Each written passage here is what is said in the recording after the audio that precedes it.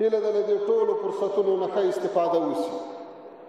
په افغانستان کې الحمدلله د داعش ځالې نشته.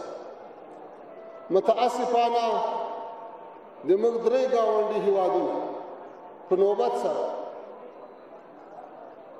په یوه هیواد کې د داعش لپاره بشري قوه تیارېږي، افراد تیارېږي چې موږ تاسې ولیدل چې د نړۍ په بېلابېلو برخو کې پیښې ترسره کړې.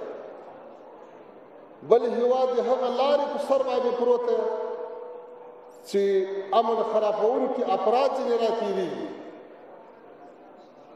او بل هیواد بیا په خپله خاوره کې دوی ته د مرکزیت د تمویل د پلان جوړونې مراکز ورکړي.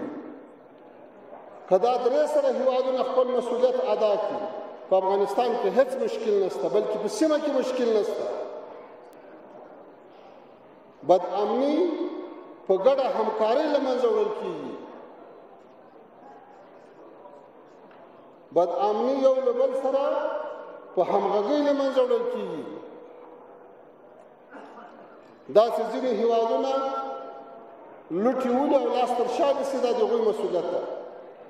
په تېرو 2.5 کلونو کې چې په افغانستان کې څومره امنیتي پیښې سوي دي، په 10 کې 8 پیښې داسې سوي دي چې هغه افغانستان ته له بهره راغلي کسانو ترسره کړي دي.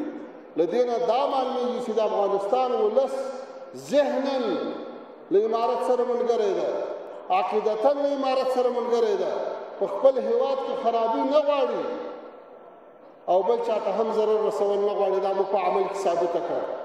ولې نو نورو نه هم غواړو چې اوبه دې نه خړوي.